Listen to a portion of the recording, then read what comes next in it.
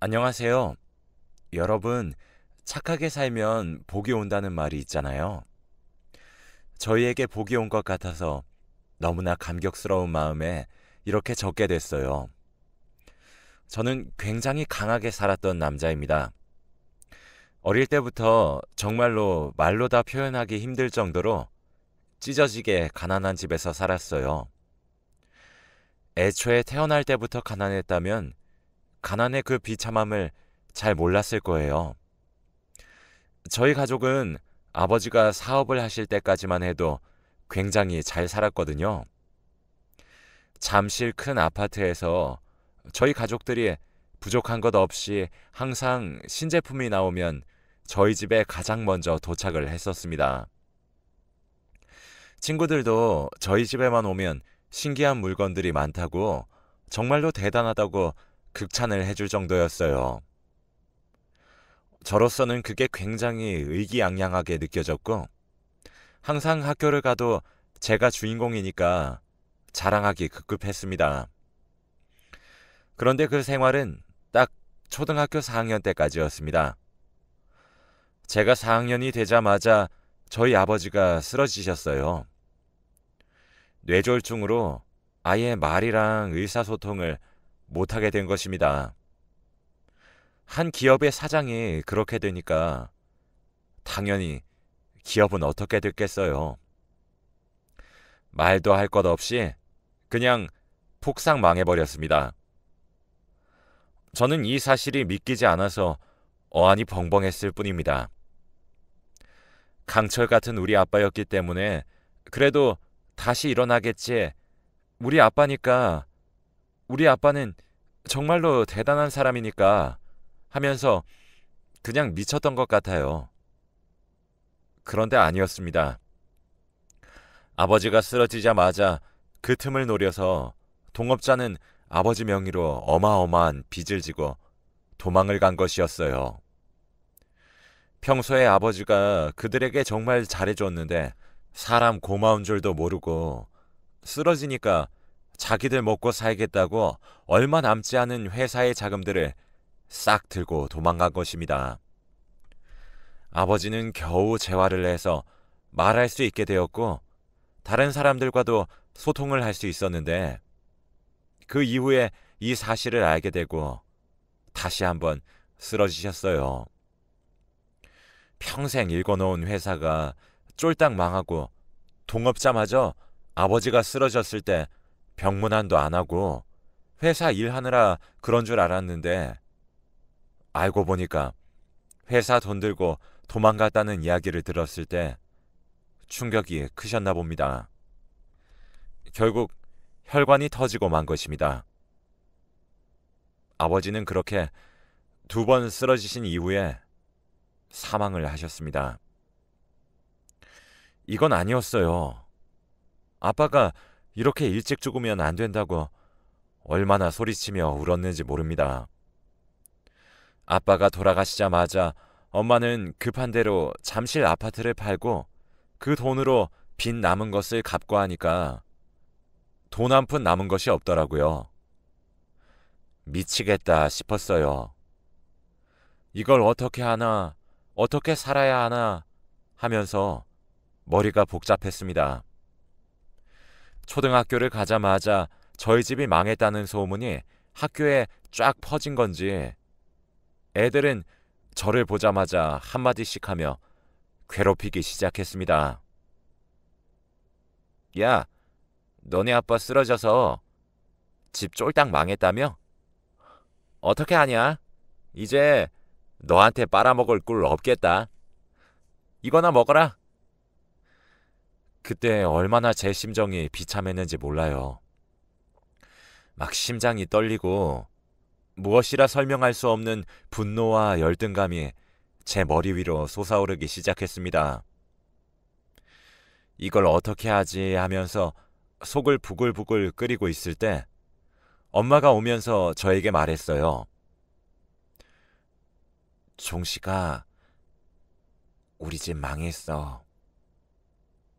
어쩔 수 없이 엄마가 어떻게든 체면 때문에라도 아파트 들어가려고 했는데 정말 엄마가 돈이 없다. 네 아빠 장례도 산소 매장을 못하고 화장을 했잖니. 그러면서 제 손을 잡고 달동네 위에 있는 빌라에 들어갔습니다. 그런데 그 빌라 위로 올라가는 게 아니라 지하로 내려갔습니다. 지하방에 들어가서 살게 된 것입니다. 잠실 아파트에서 살다가 알 수도 없는 곳에 지하실에서 살게 된 그때 심정은 말로 할 수 없었어요. 내 인생은 이제 끝이구나. 앞으로 어떻게 살지?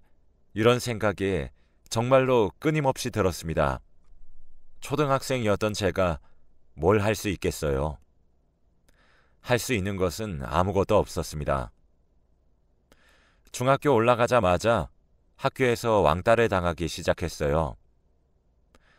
애들은 저희 집이 망했다고 단숨에 저를 괴롭히고 그저 만만한 상대로 인식을 한 것입니다. 얼마나 가슴이 아팠는지 모릅니다. 왜 내가 이렇게 살아야 하는 건지, 왜 내 인생은 이런 건가 하면서요. 가슴에 상처가 생기고 나서부터 도끼가 생기더라고요. 그래, 나 어떻게 해서든 성공한다. 남들이 공부할 때 일할 거야. 그래서 우리 엄마 행복하게 해드릴 거야. 우리 집도 다시 세우고 하면서 가슴속에 끓어오르는 그 무언가 뜨거운 것을 꽉 잡으면서 이를 바득바득 갈았어요. 고등학교에 올라가자마자 제가 한 일은 자퇴를 하는 것이었어요. 엄마도 그때만 해도 일을 3개나 하니 너무 힘들어서 공부해라 이런 소리도 하지 않으셨습니다. 엄마, 저 자퇴하려고요. 엄마 일하는 거 돕겠습니다. 한 푼이라도 벌어야지 우리 집 살림살이에 도움이 될 것 같아요. 어차피 저 지금 공부해봤자 대학교에서 취업하면 최소 10년 걸릴 텐데, 그리고 저희 집 사정으로 도저히 답도 없어요. 그래, 너 알아서 해라. 엄마는 허락을 해주셨어요. 엄마도 식당의 설거지에 정신이 없으셨거든요. 저는 자퇴를 하자마자 오토바이를 끌고 배달 일을 시작했습니다. 고등학생이 할 수 있는 일 중에서 돈을 가장 많이 버는 일은 배달밖에 없었거든요. 그렇게 미친 듯이 오토바이를 타고 배달을 하다 보니까 업계 사장님들이 저를 좋아해주기 시작했어요. 너는 참 어린데 이렇게 열심히 일도 하고 내가 너를 볼 때마다 아주 이뻐 죽겠어. 정말 배달만 하기에는 아까운 인재인데 말이야. 사장님들이 혀를 끌끌 찼습니다.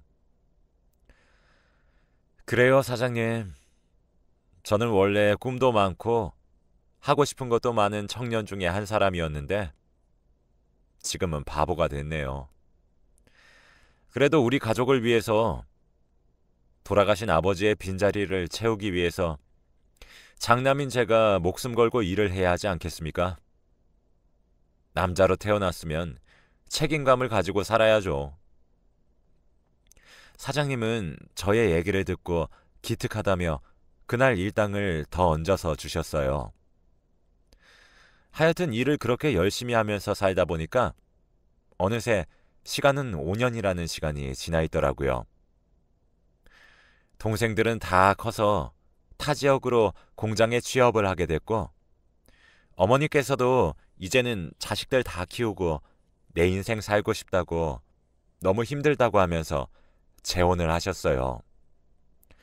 사실 저도 머리가 좀 큰 상태이고 아무래도 엄마의 심정이 이해가 되었어요.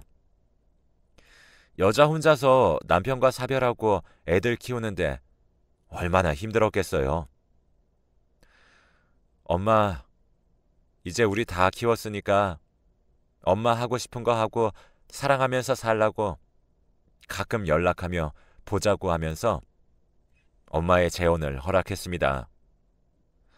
엄마는 재혼을 한 뒤 저희에게 연락을 거의 못 하셨어요. 그쪽 집에 들어가셔서 지내셨으니까요. 그래서 동생들도 타 지역에 가서 일하게 되었고, 엄마가 재혼을 한 뒤 저희와 인연을 거의 끊다시피 살아서 완전히 혼자가 되었습니다. 혼자가 되니까 집에 들어가는 것도 의미가 없더라고요. 그냥 쓸쓸하고 외롭고 고독한 공기가 너무나도 싫었습니다. 제가 고민을 하다가 6년간 몸을 담고 있었던 어느 맛집 사장님께 부탁을 드렸습니다. 저 여기 숙소에서 지내면 안 됩니까? 관리하고 이런 거 제가 다 할게요. 가게 홀 마감도 제가 하고 오픈도 제가 하겠습니다. 사장님, 아침 일찍 나오셔서 늦게 들어가시는 것도 힘드시잖아요. 이런 부탁을 드리는 것은 다름이 아니라 제가 좀 외롭고 힘들어서요. 집에 들어가 있으면 안 될 것 같아서 그냥 여기서 지내면서 외로움을 달랠 수 있을 것 같아서요. 안 그러면 죽을 것 같은 기분이 들어요. 그 초롱초롱한 눈으로 날 보는데 어찌 거절할 수 있겠어? 사장님은 제 손을 잡아주셨습니다. 감사합니다. 앞으로 더 열심히 하겠습니다.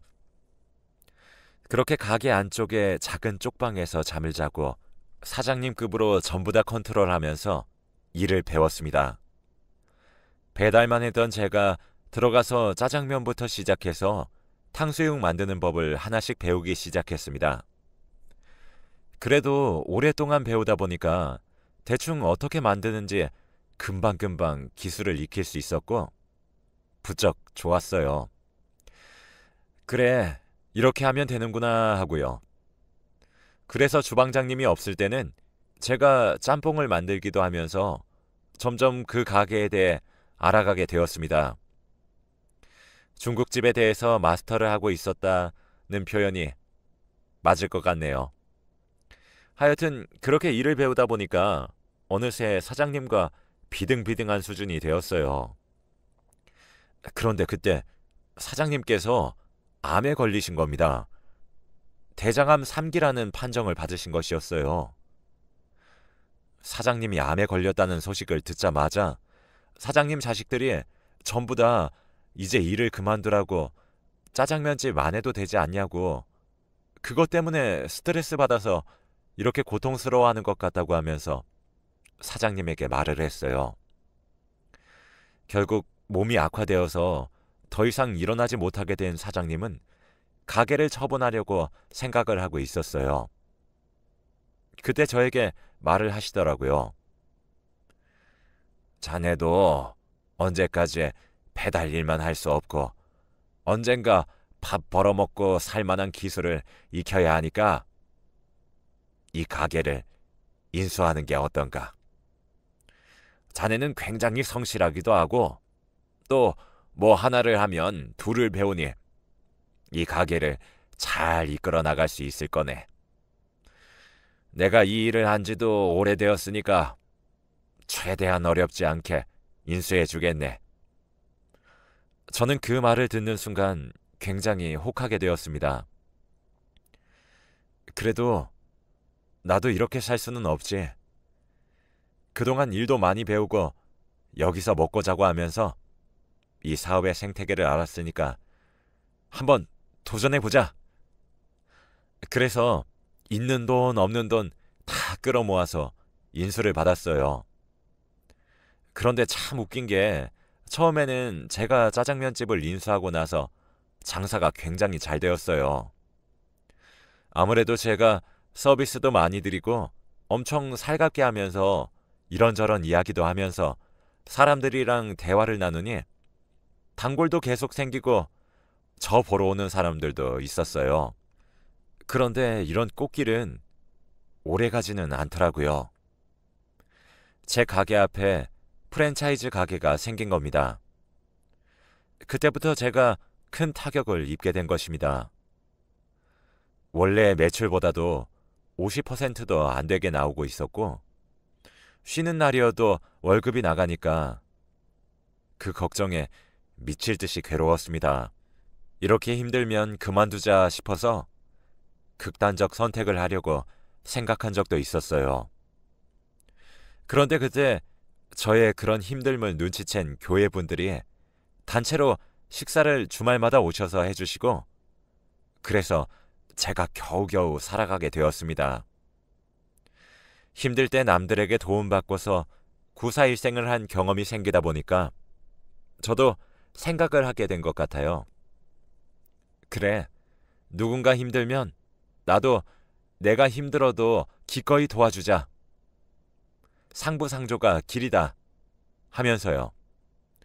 이렇게 평일에는 한가롭게 가게 일을 하고 있을 때 웬 꼬마가 가게 문 앞에서 서성이더라고요. 들어갈까 말까 하는 것 같았어요. 저기 애들아, 들어와. 불편해하지 말고. 아이들은 그제서야 가게로 들어왔습니다. 가장 구석자리에 앉은 그 아이는 주머니에서 꾸깃꾸깃 접힌 지폐 몇 장과 100원짜리, 500원짜리, 10원짜리를 줄줄 쏟은 뒤에 돈을 세기 시작했어요.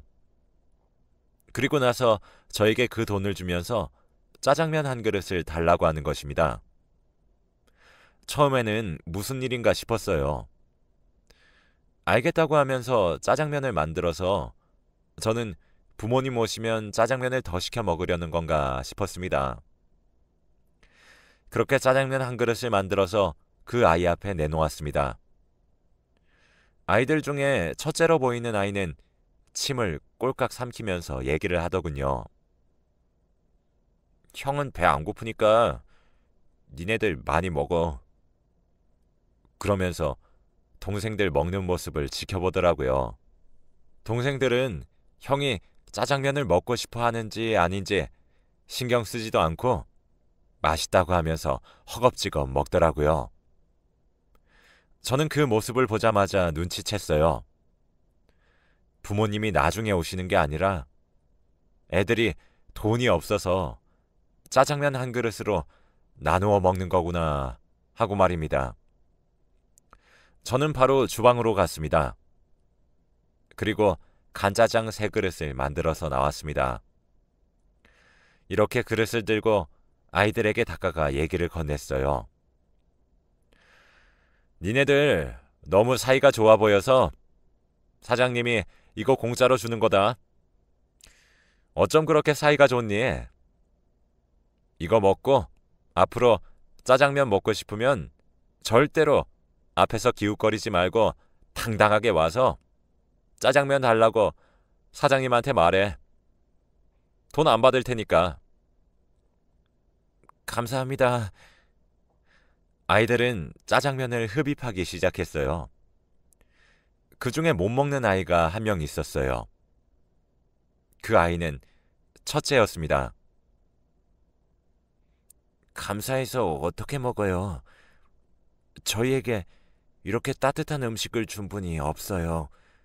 정말로 너무 감사합니다. 눈물을 뚝뚝 흘리면서 초등학생처럼 보이는 그 아이가 짜장면을 보고 우는 걸 보니까 초등학교 때 부모님 사업이 망해서 지하방에서 펑펑 울던 저의 어린 시절이 떠올라서 마음이 아팠습니다. 그 아이 이야기를 들어보니까 부모님 다 돌아가시고 외갓집에서 아이들이 자라고 있었는데 할머니가 급하게 병원에 입원을 하게 된 것이랍니다. 그래서 아이들 3명이서 밥을 해 먹어야 하는데 반찬도 없고 장롱이랑 장판 이런 거 다 뒤져서 이곳에 온 것이라고 하더라고요. 그나마 이 동네에서 저희 집만 짜장면 가격을 안 올리고 있었거든요. 요즘 아이들 중에 이렇게 순수한 아이들이 있구나. 나도 힘들 때 교회 사람들 덕분에 꾸준한 수입이 있었으니까 이번에 보답해야지 하면서 마음을 굳게 먹었습니다. 그렇게 저는 그 아이들이 가고 굳은 약속을 하고 하루를 마무리했습니다. 며칠 뒤에 아이들이 저희 집에 다시 또 왔을 때 굉장히 창피해서 또 서성이더라고요. 저는 자랑스럽게 당당하게 여기 들어와서 말하라고 부담스럽지 않게 이런저런 이야기에 수다도 떨면서 지냈습니다. 그러다 보니까 아이들이 편해져서 편하게 가게로 밥을 먹으러 왔고, 저는 그 아이들에게 밥을 해주는 게 그나마 힘든 인생에서 유일한 보람이었어요. 참 기분이 좋았습니다. 그러다가 그 아이들 할머니가 돌아가신 것입니다. 할머니가 돌아가시니까 아이들이 더 이상 셋이서 살 수가 없잖아요. 다들 초등학생들이고 갓 유치원 졸업한 아이도 있었는데요. 그래서 그 아이들 친척이 아이들을 데리고 갔나 봅니다. 그래서 더 이상 그 아이들이 저희 가게에 오지 못했고, 저는 오랫동안 그 아이들이 보고 싶었습니다.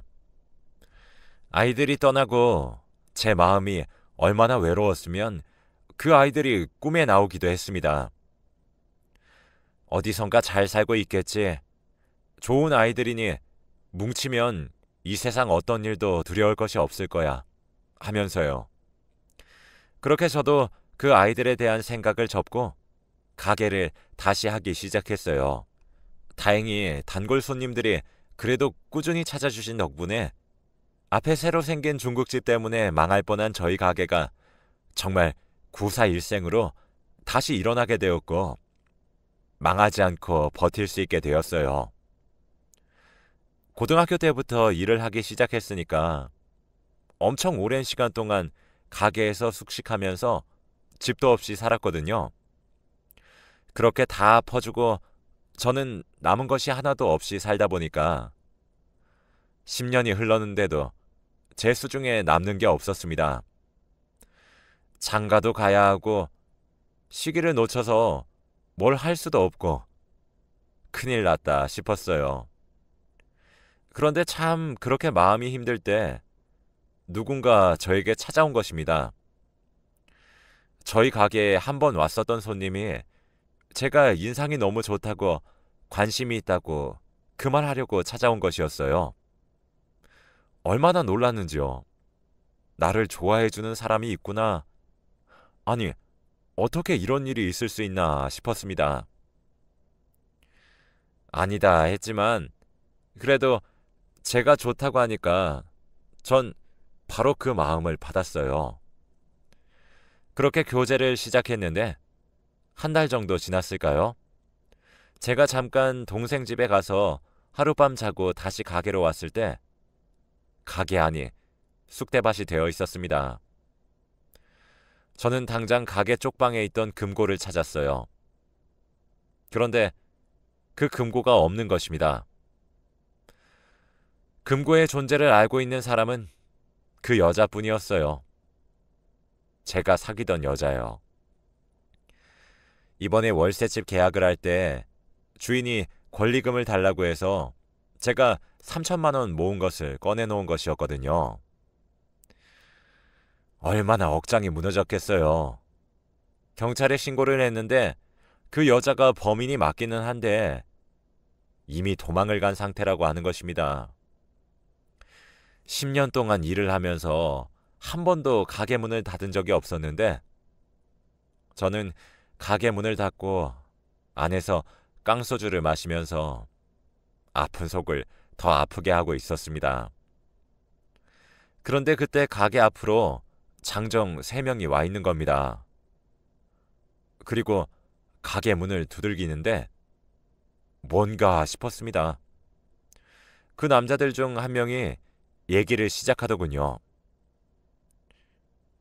사장님, 저희 기억 안 나세요? 뭐지? 누구지? 하면서 생각을 해보니까 거의 10년 전 저희 집에 와서 짜장면 한 그릇을 가지고 셋이서 나누어 먹은 그 형제들이 생각이 나는 것입니다. 저는 그 아이들이구나 싶어서 언제 이렇게 다 큰 거냐고, 그날이 엊그제 같은데 벌써 10년이 넘는 세월이 흘러서 니네들이 전부 성인이 된 거냐고 물었어요. 그러자 거기 첫째가 그러더라고요. 저희 셋이 성공하면 가장 보고 싶은 사람이 사장님이었어요. 저희도 좀 잘 돼서 금전적으로 여유가 생겨서 보답을 하고 싶어서 찾아왔어요. 아니, 너네 도대체 어떻게 지냈던 거냐? 그러자 아이들도 친척집을 전전하다가 친척들한테 구박받고 마음고생을 엄청 했다고 하더라고요. 그래서 그 아이들도 저처럼 고등학생이 되자마자 바로 집을 나와서 치킨집을 했다고 합니다. 삼형제 치킨집이라고 해서 옛날 통닭을 염지해서 대박이 난 것입니다. 주변에서 프랜차이즈를 내어주라, 우리가 하겠다, 정말로 너무 간절하다, 이런 식으로 말입니다. 그래서 그 삼형제들이 알겠다고 하면서 받아주면서 가맹점들이 점점 늘어나게 되었고 그 지역에서 굉장히 유명한 프랜차이즈로 성공을 하게 된 것입니다. 그렇게 장사를 몇 년간 하다가 한 대기업에서 인수 제안이 왔고 몸도 안 좋아지고 막내는 이제 자기는 다른 일을 하고 싶다고 선언을 해서 어마어마한 억대의 돈을 받고 그 가맹점을 팔게 된 것입니다. 그래서 이제 돈이 생기니까 가장 먼저 갚고 싶었던 은혜를 보답하기 위해서 저를 찾아온 것입니다. 그 아이들을 보자마자 제가 얼마나 펑펑 울었는지 몰라요. 정말로 내 평생 첫사랑이자 사랑인 줄 알았던 그녀에게 완전히 뒤통수를 당해버리고 가게 권리금도 못 주게 생겨서 인생의 나라까지 가게 된 나에게 누군가 다가와서 이리 손을 내밀어 주니까 무어라 표현할 수 없을 만큼 감사하고 또 기쁜 감정을 느끼게 되었어요. 그 아이들을 보자마자 속에 있던 이야기들을 하기 시작했습니다. 정말 힘들었다고, 돈을 도둑맞고 이렇게 찾아오니 내게는 얼마나 큰 힘이 되는지 모를 거라고 하면서요. 제 얘기를 듣자마자 막내가 어디론가 전화를 하더라고요. 알고 보니까 이번에 자기네 가게를 팔 때 일을 봐주시던 변호사님에게 제가 사기를 당하고 도둑을 맞아서 수사 진행 중인 형사한테 부탁해서 좀 빨리 처리해달라고 그렇게 부탁을 한 것입니다. 얼마나 고마웠는지 모릅니다. 그리고 첫째는 그러더라고요. 저는요, 아직도 사장님이 저희 형제를 따뜻하게 대해준 그날이 잊혀지지 않아요. 동생들 먹는 모습만 봐도 배부른 저였지만 그날만큼은 맛있게 먹는 동생들이 밉기도 하고 부러웠어요. 그런데 그런 저에게 그렇게 맛있는 짜장면을 선뜻 내어주시면서 앞으로는 마음대로 와서 짜장면 먹으라고 말해주신 사장님의 그 한마디가 지금의 저를 있게 한 것이거든요. 사장님, 이제는 고생하지 마세요. 저희가 부모님처럼 모실 거고 평생 행복하게 해드릴게요. 그러면서 저를 꼭 안더라고요. 정말 가슴이 아리고 또 너무나 고마웠습니다. 얘들아, 너무너무 고맙다. 어쩜 이렇게 마음이 따뜻하니? 나는 태어나서 너네들처럼 마음이 따뜻한 아이들 처음 봤어. 돈 벌었다고 으스대지 않고 이렇게 고마운 사람한테 찾아와 무언가를 보답하는 그 마음이 이미 너네는 정말 다 가진 것이다. 니네 정말 멋있다. 그 아이들이 웃으면서 저에게 이제부터 저희의 은혜 갚기 프로젝트는 시작이라고 했습니다. 부족한 권리금을 그 삼형제가 보충해 주었고 또 그 삼형제들이 힘을 써준 덕분에 저에게 사기치고 제 돈을 뺏어간 그 여자가 빨리 잡히게 되었어요. 그 여자는 도주 위험이 있어서 구속된 상태로 재판을 받고 있고 저는 가까스로 짜장면집을 지키게 되었습니다. 제 20대 시절을 다 보낸 곳이라서 그랬을까요? 삼형제는 어느 날 갑자기 저에게 어디론가 와보라고 하더라고요. 저는 뭔가 하고 그 형제들이 알려준 그 주소로 갔습니다. 사장님, 이제 여기가 사장님 보금자리예요. 가게에서 주무시지 마시고. 이곳은 저희 보물 1호인 집인데 사장님한테 드릴 거예요. 어때요?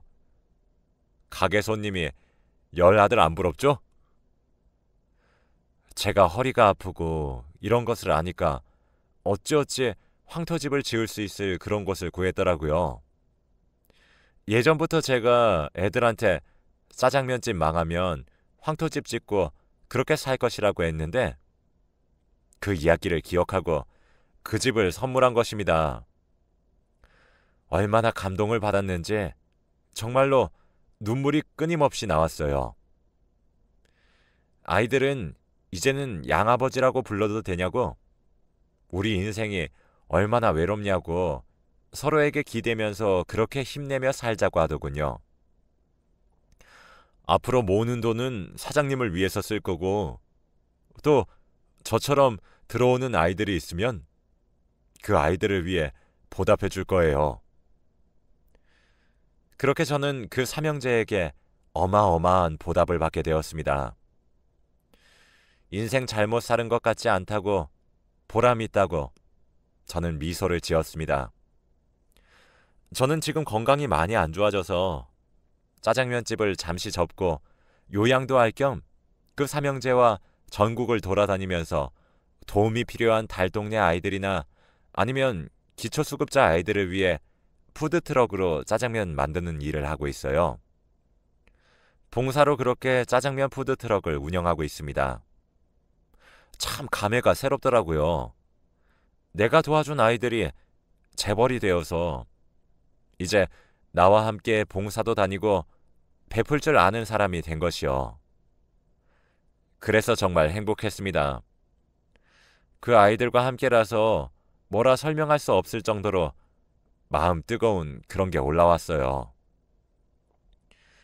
우리 이렇게 쭉 같이 봉사하면서 살자. 너희들 덕분에 내 삶이 100배는 더 가치 있어지고 보람 있게 된 것 같아. 정말로 고맙다. 다 너희들 덕분이야. 너무너무 고맙다. 아이들이 미소를 지었고 아이들의 미소를 본 저도 활짝 웃게 되었습니다. 지금은 정말로 남부럽지 않을 정도로 행복하게 잘 살고 있고요. 다시 몸이 좀 좋아져서 짜장면집을 한다면 그때는 기초생활수급자분들을 위해서 고정적으로 짜장면 기부와 키다리 아저씨 같은 역할을 하고 싶습니다. 여러분들, 그럼 여기까지 제 이야기를 들어주셔서 너무 감사합니다. 여러분들 인생에도 이렇게 좋고 따뜻한 나날이 펼쳐지셨으면 좋겠습니다. 요즘 날이 많이 추운데 감기 안 걸리게 부디 몸조심하시고요. 앞으로 행복하세요. 여기서 마치겠습니다. 너무너무 감사합니다.